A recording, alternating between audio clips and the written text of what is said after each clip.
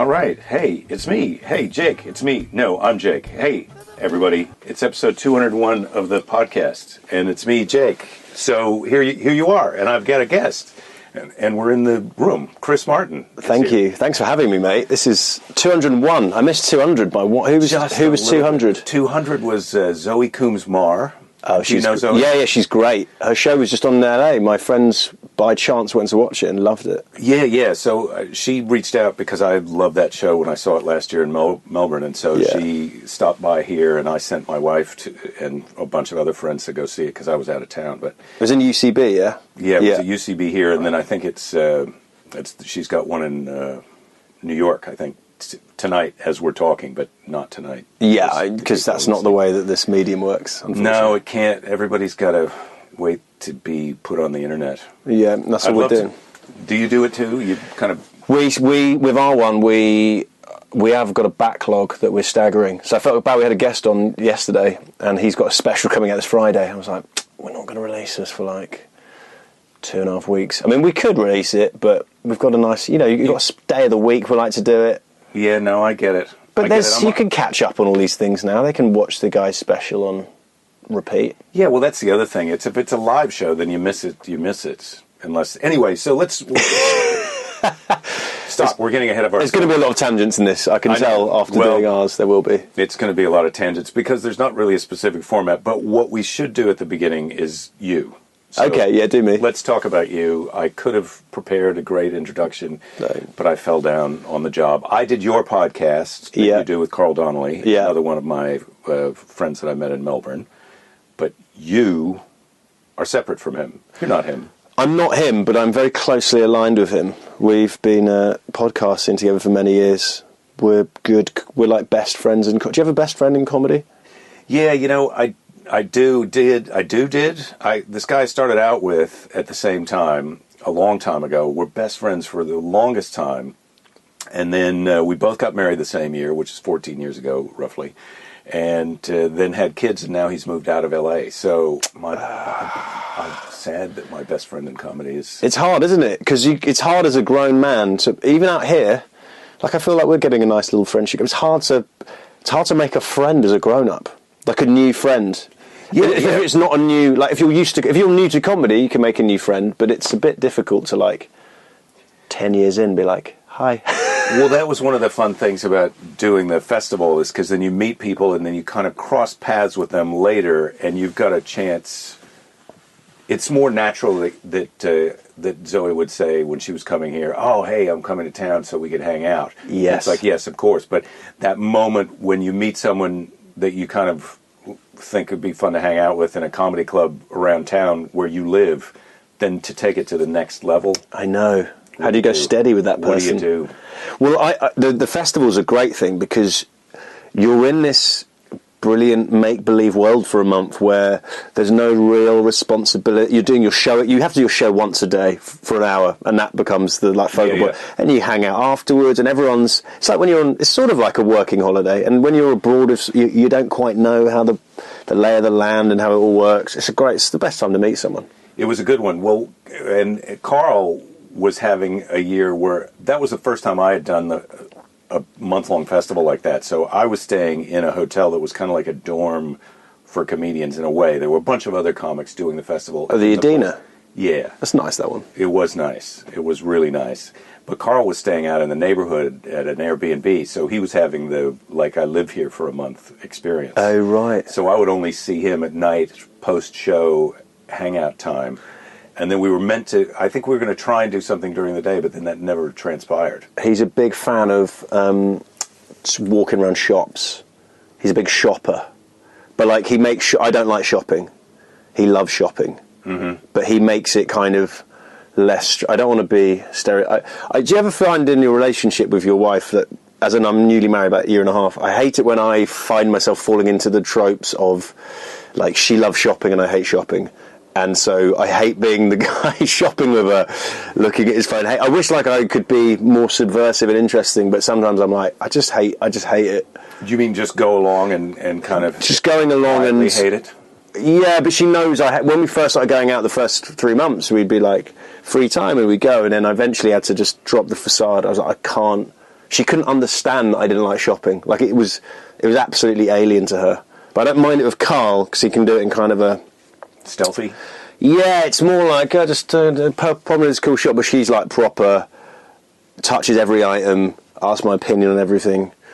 I have this weird thing, this is going to sound very odd, and might mean nothing to you, but in these shops she goes into, there is a necklace where... There's everything. There's a necklace. I'm just turning you down a bit. I'm a loud guy. I'm aware of that. Yeah.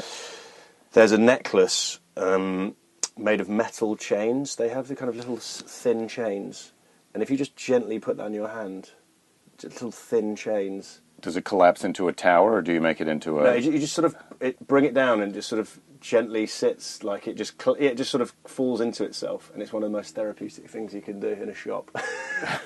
And so, is that an experience that you can have at a lot of metal chain shops, or is it just this one specific chain metal? No, at most high street shops, they have a jewellery section. Right. And in the jewellery section, you can normally find a kind of... It's very thin chainmail, and it's kind of long, and when you put it down, it just gently sits, and it's just got a nice feel.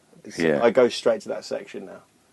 Sounds nice. I wish we had more time after this to go down. There's a jewelry place right down the street here. Yeah. On Main Street. We call it Main Street, but you call it the High Street. The High Street, yeah. I'm just explaining it to the people. Yeah, come on, 'cause the they Americans... need help a little bit. Of course. The High Street. We just got medical pot here, so we don't... We didn't just get... We got recreational. We had medical, but they don't... Yeah, it's quite... Have you got a card?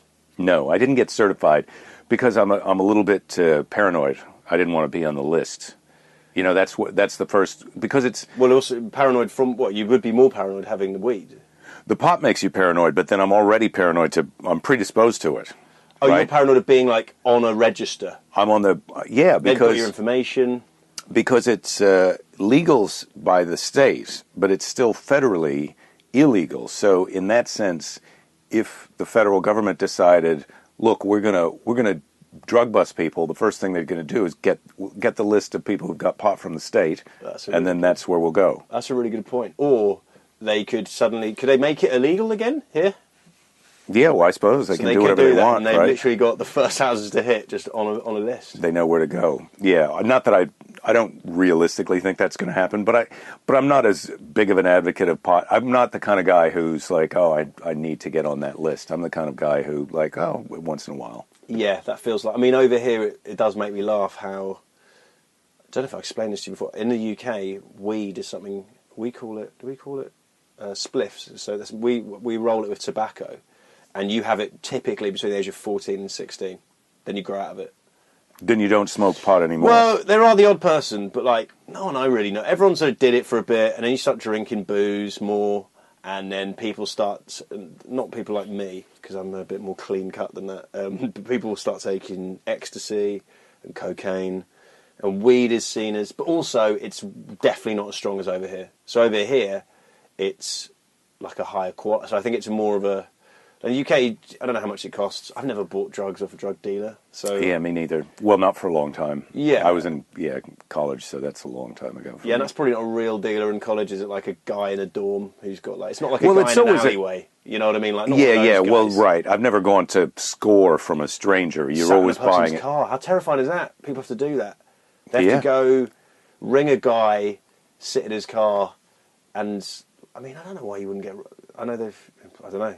They know you can't dob them in because you have to admit that you've been buying drugs. And I also think it's a little bit of a danger thing. Like if you're not going to call the police on the guy who's selling you pot. Absolutely not. Unless you're being here, then you'd be testifying for your own immunity. But even then, you don't want to get mixed up in that. Absolutely. Well, I don't want to live I'm going to live vicariously through Carl, who's very much the bad boy of our relationship. But he told me a story a couple months ago where he was on a stag do where he got off the rails and he went to buy some sort of narcotic in an alleyway. Got off the rails. Off the rails? Is that another? Do you want to translate that one? No, I get it, but it's. I mean, that's more than off the rails. Oh, right, fine, to go buy narcotic, that just seems like wow. He's really. he's not even near the train track. I guess anymore. it's a thing that maybe. Well, narcotic. That could be. What could that be? I've made that sound. I mean, it doesn't matter. He's admitted this himself. So it was cocaine. He's admitted saying. All right. Well, so he said it that's himself. very different. When you say narcotic, I think heroin, which is I suppose now. Think of? Well, that's what I go right to heroin. Oh, See, Jesus. here cocaine is one of those things like you smoke your pot, you have your alcohol, and then some people just go to that next level with cocaine. It's not a... I mean, don't get me wrong. I think Soon that's going to be it's a legal mistake. as well. It's not a good You idea. could be having your Coke card where you could just go and buy it. But he said he went to an alleyway to buy it off some guy in Russia. No, it was in like Estonia, something like that. And there was a really big bald guy. And he went, "Do you want to sample it?" And then the guy got a machete out, put a bit on the end of his machete, and let him have it off the machete. And I was like, well, that is a real power play there. There's no way you're not buying that drug after that guy is... He didn't like threaten him, but he was like, have some of my drugs, and I also have a machete. Well, and also, if you were thinking about trying to rob me or turn me into the police, this is just, I have a machete. What else do I have? That would be great in so many other aspects of life. I'm not going to threaten you, but just be aware that I have a machete on my person. On stage, that'd be nice. Do you know what I mean? I don't know. Do you think? If you're at a gig of drunk people, just slightly show them the inside of your jacket. You've got a machete in there. That's interesting because I do feel like here sometimes you can think of the crowd, if they're drunk, as hostile a little bit. But I didn't sense that as much when I was in the UK. As it seemed like if they were screwing with you, it was more kind of good-natured as opposed to mean. Yeah, that's the British vibe. It's taking the piss is the kind of... So it's like a hazing thing. Like... make me laugh. All right, yeah, you've done all right. There's heckling because they like prove that you can deal with this, and if you can, sometimes I'm like, can we just skip over it? Yeah. Can we just do the show? Like, but they do like to do that. But yeah, I'm with you. There's no, we are like professionally good at drinking in the UK. So I think over here people are kind of more together. But when they do go off the rails, they go probably booze and heroin off the rails, whereas we're just gently drunk all the time.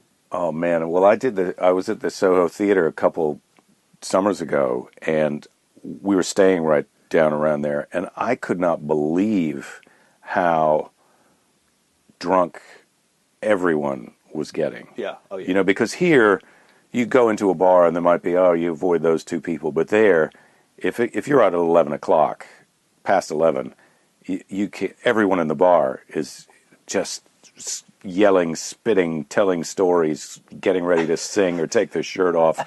I mean, it's just like you can't be out for a civilized glass of wine at 11:30 at night. Yeah, you're right. In central London, when I finished a late gig and I'm sober, getting like the tube or the bus home, I just like, I don't mind, but when you're just so not on their wavelength, just everyone is...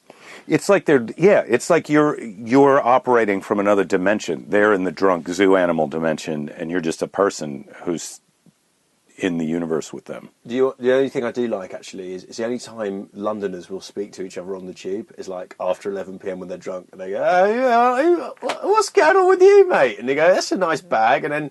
You can have you can have people that are incredibly irritating, but you can also have nice friendly moments. What about the thing that can't? I think it goes down into the sidewalk at night, but then or in the daytime, and it comes up on Friday, Saturday nights. That's like a urinal on four sides. That people it looks like a cone, and it's in the middle of the sidewalk, and a guy can go up and just kind of stick his face in it.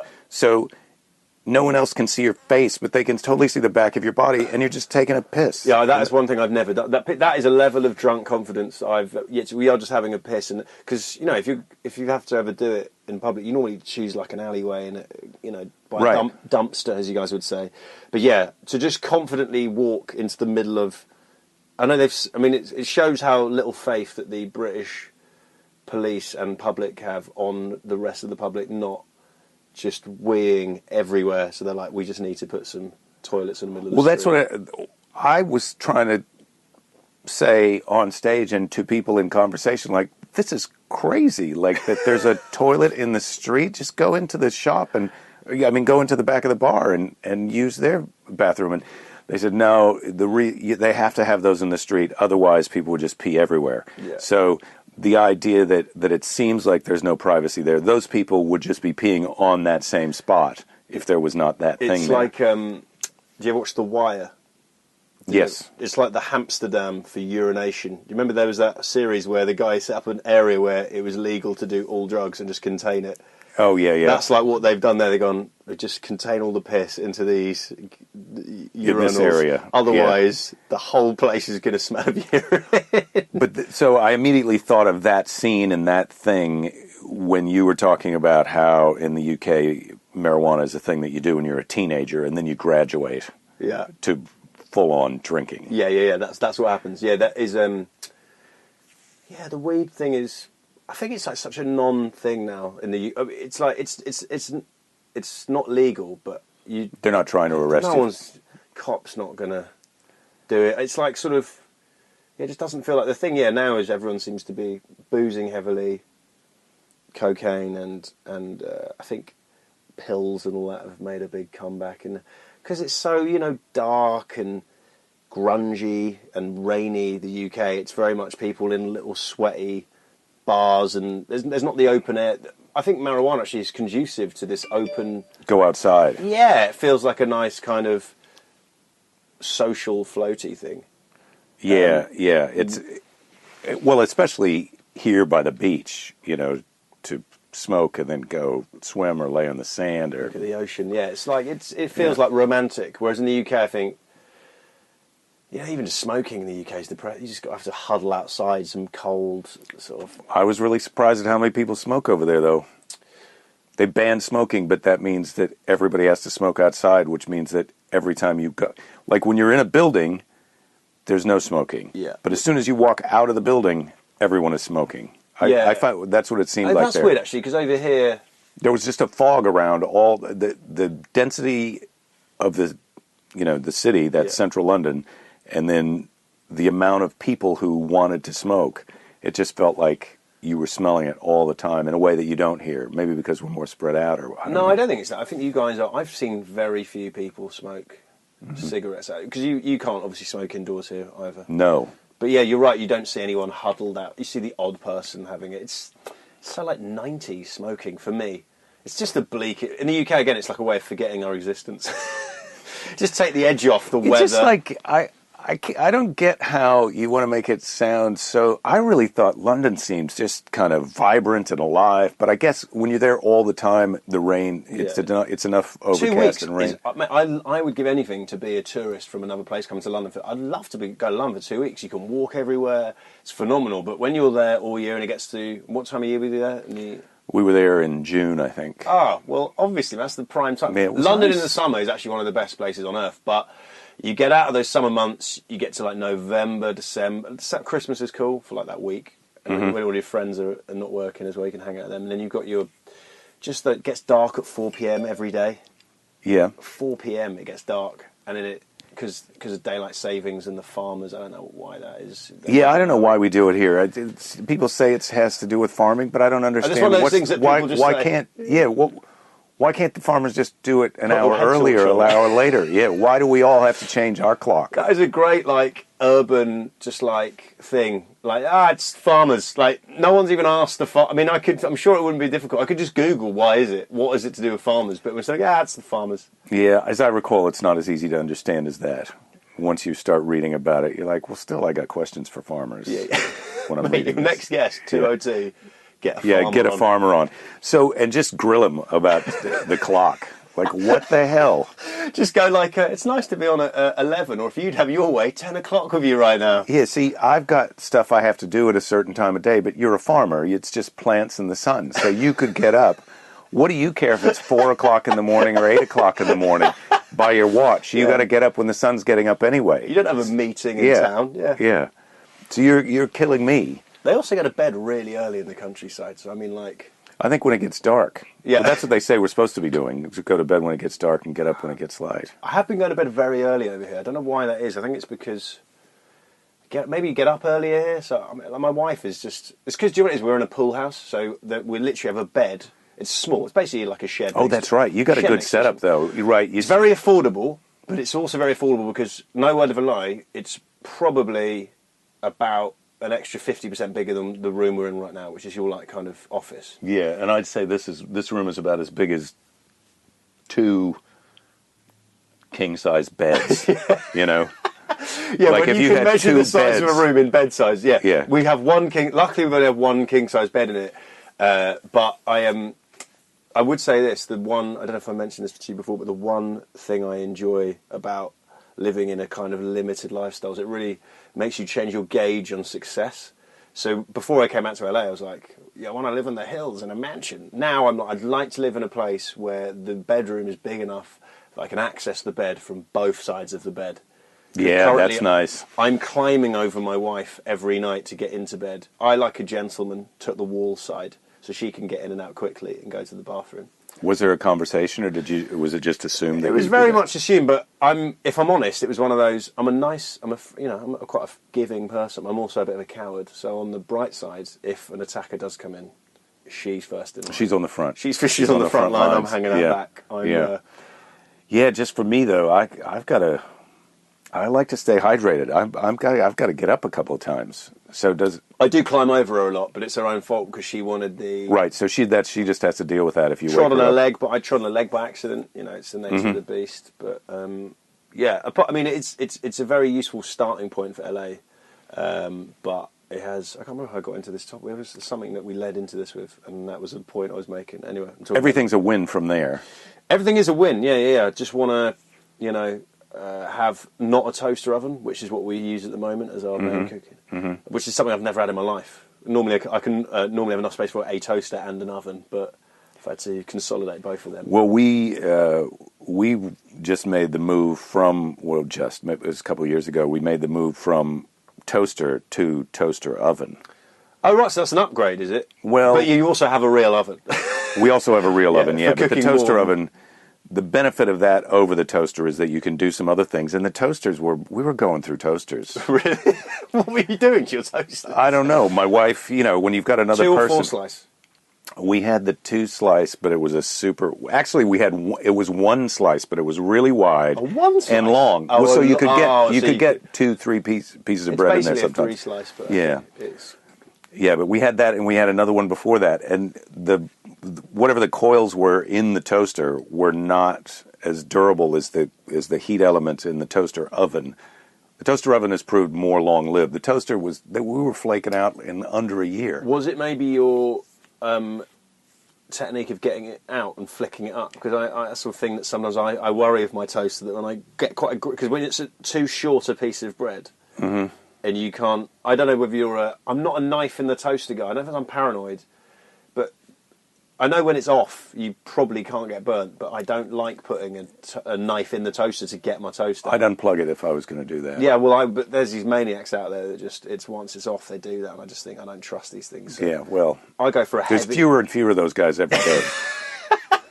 They're a dying breed. Yeah. It's natural selection at its greatest. I go for a heavy flick. But I do wonder if that takes punishment on the toaster. On the mechanism, yeah. Well, my wife, it's funny with wives or relationships. Yeah. I'm sure it is with them too. There's the things that you would say to them, like maybe there's a better way to do what you're doing, and then there's the other stuff where you just go, look, we're just going to have to buy more toasters because of that. Yeah. So she has a mechanical thing. Like when I see it, when I'm sitting next to her and she's on her laptop, the energy that she puts into banging the keys down. I'm like, look, you just try. Typewriter. It's one electronic thing that's trying to touch another electronic thing. So you'd really, for the life of the machine, it'd be a good exercise to see how lightly you can touch it and still get it to print the letter. She lost a couple of letters off her keyboard before, because those people always make me laugh. I don't know how aggressively you're pressing the letters that the letter lost it, or it's like it doesn't work, and like that. You can't type a T anymore. We had that happen. Really? She's really hitting it. T's one, if you're going to hit a letter, you're going to hit Well, it's the most common one. That's the one that's going to go out, right? Yeah. The one that's taking the abuse. That's normally the end of a word. Christ. Just right. Bang. But like she has, when she's typing it sometimes and I'm sitting next to her reading or whatever, it sounds like, it just feels like she's, like you're not more emphatic the harder you hit the key. It doesn't matter how hard you hit the key, but that's something that I've learned by making the mistake that I should not just don't say mention, just don't mention just it. Like, look, if we have to buy you a new laptop because of that, that's one of the things. That's the price of doing business. I had a good. I don't want it to be 2 men talking about their wives getting annoyed, but I will mention this is just a funny feedback one. I'd like to. Yesterday, my wife is an amazing person, but she's very unwife-like in a traditional sense. As in, I just cook mainly if we're going to do any cooking. Well, basically, the people in the big house where we're staying are away for a week, so we have access to the main kitchen. So then on Monday, she just invited 2 of her friends round, and she was out, and she went, "Can you just cook us all a meal?" That's 24 hours, but just say, "Can you?" I've just invited them out. Can you just cook us all a meal? I went, "Okay, yeah, I'll do that. That's fine." What did you make? I made a red curry, a vegan red curry with tofu. Which, quite nice. Not too hard to make, quite good for a few people. Uh-huh. One of her friends has loads of allergies, like, as in, she can't eat, like, loads of stuff. So she was like, she'll have rice and don't worry about her. That's what she said to me. And she comes back just before they get there, and I've, like, made most of it. She went, "Did you get Angela anything?" I went, "Well, you just sort of said, don't worry about her." She went, "Oh, I wasn't really specific. We should..." Well, all right. So she was kind of annoyed about that a little bit. And then... wow, so she's like the president and you're her chef, you're her executive chef or something.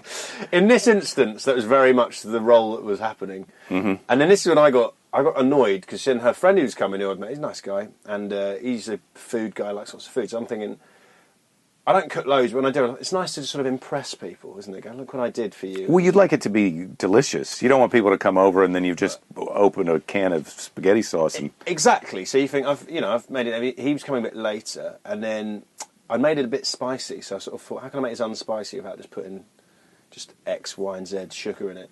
And I read you could put some peanut butter, just peanut butter in it, nice way, just making it mild. cuts it down. Cuts it down. So she's there and I go, "It's a bit spicy." She goes, she tastes it's a bit spicy. I'll get some peanut butter, put that in. In my head going, I should ask if this other guy has any allergies, but she hadn't mentioned them. Oh, He no. comes, you can see where this is going, Jake. He's he allergic comes to in, peanuts. one thing he's allergic to is peanuts, and literally like 5 minutes before that I'd put peanut, and so I was like... And you put it in to accommodate him, to make it less spicy for him. I was being a giving person, but and then she goes, and he was like, "I did," but he was like really cool about it, and she was like, "Oh God, I forgot." And I was thinking, I'm annoyed because I should have asked. You know when you go, "I should have asked," just to double check, but then I'm going, she should. But anyway, it was fine. They were cool about it. And then I was like, "You just have rice." And then there was this extra zucchini stuff in the fridge. Uh-huh. I basically made it. I thought it was going to have rice, and then Hannah goes, "Oh, I'm looking for some zucchini," and they go, "Oh, we can have that." And then Hannah goes, "Oh, can you just cook them that as well? Can you just cook them that as well?" And I'm like, you go, "Oh, it's fine, but you could easily just fry some of that in 5 minutes." Do that. They're happy. The 2 guests go away after we've eaten, and Hannah goes, Are you annoyed at me a bit?" And I'm like, when you go, "It's fine," but I felt like an arsehole for messing up his food, because even though it was not really anyone's, I just felt like an arsehole. So she went, "Just be honest with me. Be honest with me. If you're a bit annoyed," I go, "I'm a bit annoyed, but I also, I know it's a bit silly." And then she got furious that I admitted to being annoyed at her. Oh, that was the ultimate trap. That's not okay. I don't think that's okay. She kept prodding me to go. She goes, "You are," because I was going, "No, it's fine. It's fine." Like, on a human level, it's just annoying, isn't it? On a human level, to have that all go a bit tits up. Well, yeah, I don't know. There's a lot of things about this story that I'm ready to weigh in on. Mate, jump in. I mean, a lot of your listeners have probably tapped out because that was a very tedious, and that was such a personal, boring, spouse-based argument conversation. There's a lot of people struggling with relationships with other human beings out there. I hope they really enjoyed that and could relate to it. Yeah, wade in. Right I feel like in interpersonal relationships like that, the communication is the hardest thing. So the last thing that you mentioned is the first foul. It's like, look, if we were trying to get along, if I'm not telling you that I'm annoyed and you want me to not be annoyed, then don't ask if I'm annoyed just because I'm doing a bad job of hiding it, because I'm trying to shield you from that. But then when you bait me to say it and then get mad at me, now you've trained me to do the exact opposite thing, because what I'm trying to do is get better at hiding my true feelings from you. Yeah. And you're not reinforcing that. That's really good. I wish you'd been right there and said all of that. You would have just that would have been over straight away. Because you were doing what she wanted originally, which is not letting her know that you were a little bit annoyed. Yeah. And then, but the other thing is, with people coming over for dinner, I feel like, yes, you've got to tell me if you've got dietary restrictions, first of all, but if you're vegan, that's one thing. But if someone else is vegan, then it's like, well, look, I don't know how to make vegan dinner, so it's going to be not so good when you come over because this is going to be my first shot at making something. Oh yeah, but they were very cool. They like the girl who was very allergic was like, "Don't worry about me." Like, as in, I do the same. Like, I just don't worry. I'm not going to put that pressure on you. So they were cool. But they were both allergic. So this was basically, you could have just made a nice dinner for your wife and let them bring their own food. Basically what happened was I made two people watch me and my wife eat dinner. It's just, it was like they got given a much worse version of what we were having in the end. And they were completely cool about it, and they didn't care. But you felt like, and even I was like, they don't care, so I shouldn't care. But I just felt like a weird sense of, like, when you start cooking, no matter how chilled you are, you start taking a bit of pride in it. Mm-hmm. So I had my pride dented by the fact that and also going, I don't normally put peanut butter in that. So that was like an anomaly of a situation. And that seemed like when you were telling the story, that was a part of the story that was chefy, and I didn't really understand. It's like, this is a chef trick of putting peanut butter in. I have actually used it before, and it is good. And like to take the spice down. Yeah, pad thai, like where you can use it in pad thai. Because that's already got a little bit of nut flavour in it. You're supposed to put peanuts on it, but if you don't have peanuts, then you want to grind them down, just put a bit of peanut butter in it. But also, I think I've done it with a couple of other things. A bit of peanut butter in a sauce just gives it a nice thickness and takes the kick out of it. But no, it was all fine. But it's just such a funny. Like, I find it so funny when my wife is. I just find it funny when she's angry because she's the most sweet, beautiful, lovely person. We get on so well most of the time. Then suddenly to just get angry at the person, it just makes me. It's such a paradoxical thing, isn't it?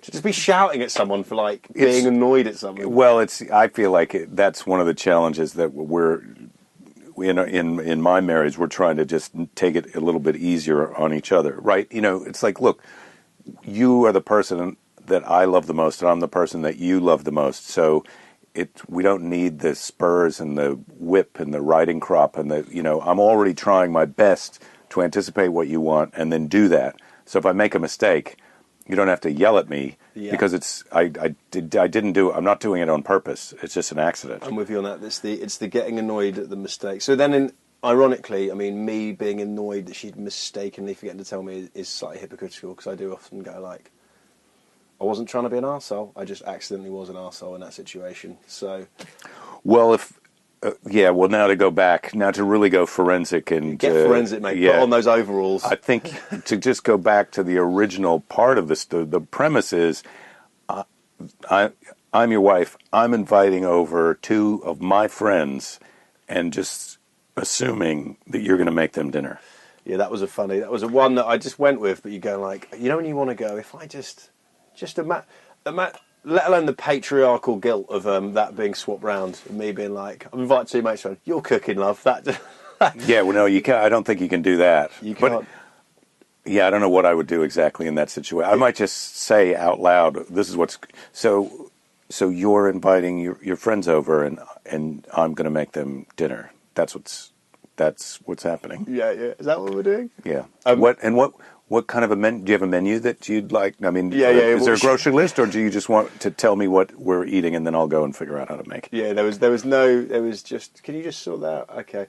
You have just touched on a thing that I think is very amusing in relationships. My friend Matt made me realise I do, and he does, is obviously communication is such one of the most important things in a relationship. How you communicate, and a really good one that I've noticed that he does and I do is when you have some guests, you can't just, I don't know what age it is as a grown-up, you can't just have guests in your house without sort of running it past the person you live with. They can't just come home and there'll be like 5 of your friends in the house, because that's just, I don't know, that's just like against the rule. There's no rule list, but that would be just bizarre to not know about that. There can be, I feel like you can have an accidental, spontaneous, there has to be a story then afterwards, like, how come these 5 people are here? You didn't invite them over. It's like, no, I went down to the store and then I saw Steve and I said, come over, and then his wife was picking up their blah, blah, blah. Yeah. And so if you've got a plausible story of how it spontaneously happened. Such a good story for 5 people. 5's a lot. But my mate Matt, when, the one is, a few of us had to stay at his before getting a really early flight or bus to the airport the next day, and he'd gone, oh yeah guys, you come stay at mine, and then he did that thing where the next day he realised he hadn't run it past his wife, so he went, can hey, just checking, before I invite my friends round, can they all come and stay at ours on this day? That is a classic. If she got to checked his working out on that, he would get an E. He'd fail that, because you go, I just want to you suddenly agree to placate your friends who you also like, and then you go, fuck, I haven't done that, so you have to. But he was asking her as if he hadn't asked them already. That's the one. It's where you go, you ask as you haven't asked, assuming she's going to go yes, but there's an embarrassing moment if she goes, that's not cool, and you just have to go, oh, yeah, then after this, you're in a web of deceit there, you have to lie. Well, then you have to go back to the first people and you say, look, I committed, or do you just say to your wife, look, I was trying to be nice and ask you, but I really, you're not. That's the hard one to do. Because my wife will do the opposite thing sometimes. She'll ask me what of two options I would prefer, and then once I tell her, then she'll reveal that she really wants the other one and start making a case for it.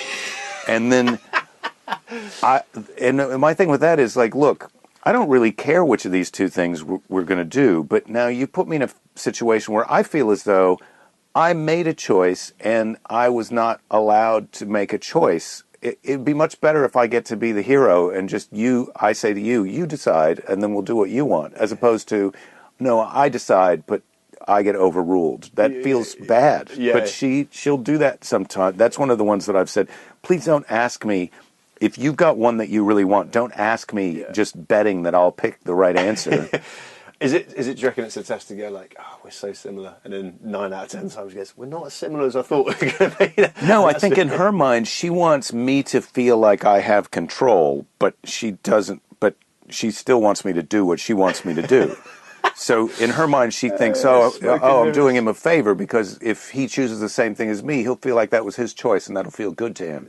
And my thing is like, if I don't really have the choice, then just tell me, because most of the time, I'd rather that be my quality. My quality is that I let you. I'm just a really accommodating guy. Yeah, that's. And I can have 5 people over during the day. When she's gone, I can do what I want. 5 people can come over as long as they're gone and I've cleaned up. Yeah, that's it. Yeah, that's the rule. That is still funny when it's like you're a grown-up. You don't have to answer this if it's too personal, but have you ever? Because I'll tell you why. We did one session of marriage counselling. I don't know if you've ever done it, but I actually really recommend it. We did it because we got married in a Catholic church. Hannah's family's Catholic, and I just think, the windows look cool, so let's do that. I'm accommodating. I don't. If someone believes in a thing, and her mum's from the Philippines, and it means a lot, and church she's baptised, and I'm just, I've got atheist mates who are vehemently go, oh, I couldn't do it. I go, who gives a shit, really? Just, you know what I mean? Like it's nice, important to them. I mean, if it's as really long as they don't and I'm chilled, then it's got to go with the important one, yeah. As long as you don't have to kill a chicken or something like that. I mean, that weird form of Christianity. That was a weird. That's what. I don't know a lot about Catholicism. We had to kill a chicken and have marriage counselling. Yeah, all right. That was part of the marriage counselling. Actually, can you slaughter this chicken, and who does the neck and who does the heart? No, so part of it was if you do it depending on how sort of into the faith, the Catholic sect you're doing it with you have to do. My friend and his wife are both actually Catholic. They did a class where they had a whole day of learning about marriage as a Catholic and being Catholic, and so it was an interesting array of very Catholic couples who, like, some people probably no sex before marriage. Some people like them probably, one person helping the other one out. But due to scheduling, I can't remember how you guys say it and how we say it. We say scheduling, I think. But I think we're sophisticated enough here. I think we can work out what I'm saying. We've got that one. We don't need to translate. I had to fix the high street thing, but I think you're okay on scheduling, yeah. Just let it go. We couldn't do any of them, so we got instead an hour. We had to fill in a questionnaire, like a sort of set question about each other, like multiple choice about how we feel about each other and all this. Like, does it annoy you when your partner does this? Is there anything? Do you believe your partner? Do you love your partner's job choices? And does she support you? And then we'd go and see a priest who was also a marriage counsellor for an hour. It was amazing. Firstly, on the way there, we had a massive argument about, I can't remember what it was about, like literally arguing in the car till we went in there. We don't argue as much as I'm making it sound, by the way, but we had a big argument. Was it about the multiple choice answers? No, because we didn't know what we'd written. This is what you're describing now used to be a kind of a game show here in the United States called the Newlywed Game. Oh, really? I don't know if you ever... No, I haven't seen it. The host, they'd have 3 couples, and the premise of the game was whoever knows their new spouse the best is going to win a washer dryer or whatever. A prize that they've said that they want for their new home. Either it's and it would always be a washing machine or a dishwasher or a king-size bedroom set or something like that. But they would invite... the husbands would go to a soundproof booth, and the host would ask the wives questions like, what's his favorite... If he has a Saturday free, what's he going to do? Or what's the favorite room in the house where you would... Their phrase was make whoopee, Okay, yeah. And then the spouse would come in, and then they'd give their... What's your favourite room to do that? In the house. Bedroom is often... Well, right. But maniacs are choosing in their own house. They are newlyweds. But that's still... sorry, continue. Yeah. Well, that was just an example. But I was just... I was more like... Maybe it would be... Maybe then the question would... You're right. So maybe the question would be other than the bedroom. Oh, okay. I'm with you. That makes more sense. So then they'd invite the other spouse out, and then they'd ask them the questions, and they would answer in front of the audience, who's already seen the first answer, and then the woman would flip over the answer, and then they'd do it the other way around. And so it's very similar to what the Catholic Church is putting you through. We actually won a washer dryer at the end of it. Did you? Yeah. Oh, well, that's great. We got married in the Catholic Church. We got a free washer dryer, and it's because our favourite room to have sex in was there. And what was the couples counselling like? I'm sorry, because that was a little side note. No. I think that was mate. I love a tangent more than anyone. It was really good. We had he gave us the results and said actually we scored very highly. We're very well matched. There's a couple of little things we'd brought up in it, like about, I can't remember what it was. Like, I think mine was something I like it when she has her own hobbies and friends, and sometimes I feel like she puts too much on just doing stuff with me, and then we got to speak about it in the open with him. It was nice to bring them up without feeling like you were being judged. And then interestingly, that's one of the common. He then gave us a diagram. It looked like it was like from the 50s or something. It was this weird speech bubble, and like there was the ground, and underneath the different levels of the ground relating to the man and the woman. And it was really interesting how common a lot of these gripes are. Men's gripes with women and women's with men's, and the most common ones he said were women's main problem with men is their lack of ability to communicate and that sort of thing, and the man's one was feeling like the woman wants him to be better, like not being good enough, and that's it. Lack of acceptance. That's it. Mm-hmm. Not being accepted was the man's problem with what the woman had, and the woman's was the communication with the man. And those are apparently the most common ones, which I'm sure your male and female listeners who are in relationships will be like, oh yeah, that's it. Yeah, I don't know. Do you find that to be? It's not a lack of lack of acceptance is maybe it's not the right term, but there's I'm trying to think. It's like, like you said, when you make a mistake. If she makes a mistake, I go, generally, apart from old Nutgate last night, I go, you made a mistake. Mm-hmm. But I find sometimes, like you said, you make a mistake, and then they'll be, oh, come on, really? You always do that, and you think, he doesn't mean to. Well, the other thing is you've got to accept, I think, that you're dealing with another person. I mean, no matter how great you get along with your best friend, your best comedian friend, Carl. Yeah. I don't know if he is your best. He is my best friend. comedian friend. I'm glad that you were able to say that out loud here, because he may be listening to this. I'll send him the link. That's going to make him feel better. But no matter how well you get along with that person in your life, men or women, whatever your best other than your spouse friend is, if you had to spend all the time with all that you do with them that you do with your spouse, and eat meals and save money for your future, all those other things that you do, you would have conflict. Like sometimes I think my wife holds us to it. Like she'll be saying, "Look, we've got to be nicer to each other, or maybe we need to." And I said, "Look, I'm really working on that. First of all, but second of all, no matter the Dalai Lama and the Pope would eventually have some conflict." That'd be really funny. Yeah, that's a good sitcom. Yeah. Mate, get this pitch down. Yeah, I don't Edit know. it out, pitch it to a channel, Pope versus Dalai. Mm-hmm. Mm-hmm. in a cave or in the Vatican. Well, that's the other thing. I mean, it's almost a hack premise, but the idea that the Catholic priest is giving you marriage advice. I mean, true, he's probably observed a lot of marriages. That's very true, actually. But how many has he participated in? I think he was married, actually. You can be married as a Catholic priest? No, not if you're Catholic. Church of England, you can. I'm pretty sure. Maybe he wasn't. We were in his house, and I just assumed he had a wife. But now that his wife was in there? No, I don't think so. He'd be a terrible Catholic. Maybe your wife isn't even Catholic. Yeah, I know. I mean, this could There was a picture of Jesus in the building, and that's all. That's all I really paid attention to. It was... No, sorry. Yeah, we cut you off. I cut you off. Then you were saying, "Oh yeah, of course there's going to be conflict in a."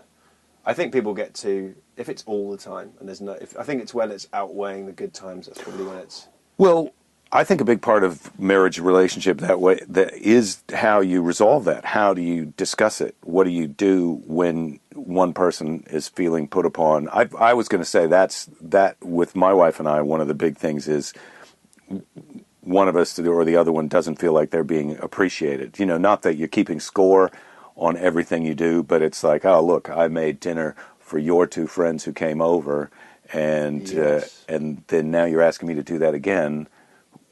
I don't see the gratitude in terms of like when not that there has to always be a payback, yes. This for that, but sometimes you feel like, oh, look, you didn't say thank you for that, or you didn't do something that makes me feel like you appreciate what I'm doing. That's an interesting one I got told by someone recently who'd read Men Are From Mars, Women Are From Venus. He actually read it because he's recently married, and I think he read it and was like, oh my God. As if so true. He said, interesting thing is it guys do this? Or it's a thing I can kind of relate to is you can't keep point scores of what you've done. So I couldn't be like, each day, you know, like try and be nice to each other, but you can't put extra value. So I can't be like, if today she fills up a water bottle for me that I would put next to my side of the bed. If there was a side next to my bed, I could put it on a shelf behind my bed. I can't be like, well, I get 5,000 points for yesterday's meal and you get 10 points for that. I think it just has to be a nice gesture is a nice gesture, and you can't. Well, it's more of an ongoing feeling, and you want to kind of try as much as you can to not think of it like that. If we had a leaderboard, I would be smashing it, mate. I'd be top of the table. Well, I think both people want it. I think for it to work really well, both people want to feel like they're trying hard to win in terms of being the nicest to the other person. Yes. If you're both trying to do another nice thing for them and not concerned about what you're getting in return, then it's all going to work out fine. Yes. It's how do you handle when it feels like something's out of kilter, when you're into that conflict zone. How do you bring it up, and what do you do? For example, do you say, I think that you're mad at me, and then get them to admit it, and then light them up as soon as they say, because that's what happened to you. Yeah, that did happen. I'm having a go at your wife. Yeah. I appreciate, mate, bros backing each other up. Yeah, because we're new friends, and I feel like that's that's American. You know, I don't know if you saw The Sopranos, but when someone screws with one of us, they got to deal with all of us. Oh, you know, I don't know what we're going to have to do to my wife now. She's going to end up in the back. Oh, this is it. This is as far as I think we should go. Old, what's her face? What was the Christopher's girlfriend? That's really. I don't want to spoil. Oh yeah, that was tough. Well, I don't think you can spoil. You can't spoil something over 10 years old. Yeah, come on. No, you can't. But that's very interesting. Well, I'll tell you what. I was just thinking while we've been talking. You know, a thing that could happen is we could get together for a meal. That'd be good. Yeah, I would like that. I don't as a double date. Yeah, that's what I'm saying. Not you and I and our wives. What I'll do is if you give me 24 hours notice, I'll tell my wife, Jake and his wife are coming over, cook us something tomorrow. Oh, and see how she reacts to that. That would be great. Well, we're not allergic to anything, so that's good. But I was thinking the opposite is you could come over here and I could make something that I know your wife is allergic to. Yeah, she hates cheese. Yeah, just really? Like, yeah, is that true? Weirdly, so due to my things, I don't eat cheese. But are you? So you're vegan? Carl Donnelly, my best friend in comedy, is a full vegan, doesn't wear leather. I try to be vegan, but occasionally, slightly. I mean, it's annoying that you have to give it a label, because then people go, you're not a vegan when you're saying a vegan. I'm trying to be pretty vegan, and occasionally something has some stuff in it. Well, there's a bit of egg in something, and roll with it? Because who are we making these rules for? I'm trying to be a better person for the world as much as I can be, and I'm gonna, if I put myself in this strict bracket all the time, I'm gonna disappoint myself. Well, the reality is a gray area, right? I mean, yes, I would say if you've got a physical allergy to something, I mean, I'm not but if for environmental reasons, if that's why you're doing it, my wife is a big environmentalist. Great.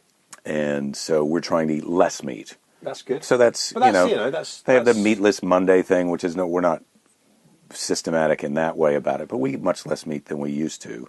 But I feel like, when you get to that intensity of the philosophical depths of veganism where you can't eat anywhere unless you're at home, that gets complicated. No, yeah, exactly. So I can't put that on myself. But she pre me having this diet, we both bonded over the fact we both don't like cheese. Just don't like it. Which cheese lovers cannot understand. Yeah, well, now you're now thinking of asking me to leave. No, but I'm thinking you're cancelling the dinner. Maybe we should try. We should go to a restaurant first, where we can both be sure that we're going to be able to be happy. Yes, because I'm seeing mistakes that we could make. Because one of the things my wife's go-to move if people are coming over is break out the cheese. Well, you can break out, but that's fine as long as that's not the only. It's not just a cheese board for the whole meal. We're so clueless. Like if we had to think hummus, there you go. There's I no just cheese thought of in it. hummus. Right. So you come over, we get out the cheese and crackers, get some hummus out. As long as there's no chicken or beef in the crackers, we're set. Beef crackers. Yeah, I mean, it is America, mate. You guys put. Where was I the other day? 2 weird food items. I'm sorry to always do Americans like this, Britons like this, but this isn't common for America. But with the cheese thing, at the Improv, ordered some vegetable tacos. Told the guy I was vegan to just make it easier. There was just secret cheese crumbled on top of it. There was just cheese on it, unmentioned on the menu. Cheese. Yeah. For me, you've got to, by all means, put cheese in or something. But you've got to mention. You can't just assume that everyone's going to be down with cheese. Well, and when you say vegan to someone in California, you'd like to think that they know what the hell you're talking about. He was an older dude. He kind of was like, most people here are so like, yeah, man, that's cool. But he just kind of looked like, I like to just serve beer at the bar. Well, you've got an accent. He thought, oh, you're vegan. That's like being, Venezuelan. Or, he doesn't. Oh, he's from that part of the UK. Veganville. Yeah. He's from Veganville. All right, okay, cool. And the other one, this is bizarre by anyone's standards, was in little Tokyo in downtown. Sure, yeah. Went to a bar, ordered some cashews, and inside the cashews they had dried fish heads. What? Tiny dried fish heads. Unmentioned as well. No. Inside of cashew... there was like a bowl of cashew nuts, spice. It was an Asian spice nut mix. And they put the actual little tiny fish bits in there. Fish bits and fish head with eye, like very tiny. It's still very tiny, but it was still. Are there eyes in this? Yeah, sorry. You don't even think to Sorry, I ask didn't that. see on the. There seems to be little faces in these nuts. If there's a face, you've got to mention the face. Yeah, fair. You can't secretly sneak a face in there, assuming everyone's down with fish faces. Yeah. No, you're right. But that's not. I'm not saying whatever in America does it. That was a specific. That's an ethnicity of food. That is an ethnicity. There was. I mean, once you're dealing with the cuisine of other countries, I don't think you can blame America for. I mean, we're a melting pot, but we can't take responsibility for everybody else's cuisine who comes here. That's why the ban's happening, mate. To stop fish heads. I don't think that. That's. Oh. Maybe Trump went in there. He was like, right, this is it. There's no way I'm getting. He said, I can't take. There's faces in these nuts. This is ridiculous. That would make Ivanka, back me up on this. Yeah. This is out of hand. That would make more sense than a lot of the reasoning behind a lot of his policies. Oh, well, that's a good way. Let's bring it around. So, because we're getting to the time of we've got other things, but I wanted to ask you about and then have you on again if you're around. Talk about why what's brought you to America. So my wife is an actor and she has a manager out here who kept saying, you got to come over, be here for 6 months, and I kept. That was an American accent you were doing. Thanks, man. Right? You did it. Yeah, I know. I've got a casting in about an hour and a half where I don't think they'll ask me to do the accent, but I have to be ready to do it. But it's just some dumb advert casting. But anyway, To do the American accent. well, I'd just be ready in case they go, "Hey man, can you do it?" And I'm like, "Yeah," but then it's when I'm not self-conscious about it, I can kind of do it. But it's more when I'm overthinking it. Well, my wife's advice, I'm pretty sure she's not here right now, would be to come in with your American accent I know. and then do yourself afterwards. Because if you do the American accent later, they'll know that you're doing it. That's interesting. I've heard mixed things. I've heard people where they want to know what you're really like and then what you can do. But also, I don't think there's any lines in this. I think it's just no lines. I think the advert is me shopping. Mm-hmm. So just avoid the fish heads and the cheese. That's what if I want to be my authentic self. There you go. So I came here 2.5 beginning of 2015 for like a couple of weeks. Did a couple of shows. Really liked the city and the vibe. I like the outdoorsiness of it, like the weather, or like the healthiness of it. Mm-hmm. And yeah, I want to make it. And then so we thought we're going to come over here. I've got to go back to the UK to do Edinburgh Festival, but otherwise I have a visa. And Was that hard to get? it was. It's a lot of admin involved, so it takes a few months. You've got to get people to write letters saying you're amazing, literally like that level of talking up. And that they from the industry. And you've got work? Yeah, and I had some work lined up, and All Things Comedy, actually, our podcast fathers, who we are on, they were part of that, actually. They helped with that a lot, because I'm over here. Are you getting paid by them? I'm not, well, it's, yeah. What? It's, this future, well, it can end up with the podcast, you know what it's like, if you get to a level, it can be, and there's live shows you can do. Right, sure. So, yeah, and yeah, so we wanted to give it like a kind of 3-year. I don't know. I've been in London all my life, pretty much till 30. That's a good age to do that. 40, I'll buy a motorbike. Let's keep it. Yeah, I'd say that's about right. I was in there somewhere. I rode a motorcycle. I had a 10-year period where I had motorcycles. Oh, really? I think I'm too scared to actually ride a motorbike, but I would. Maybe one of those scooters that has 3 wheels. The ones that have 2 at the front and 1 at the back. I think you'd be happier with 2 wheels. I think more because you can do more manoeuvring. You're a little more maneuverable, and I'd go. But I think your instinct of going smaller. But I'd get a motorcycle, but I'd get a smaller one. Right. And then, because then you can flick around. It's all about being able to get out of situations.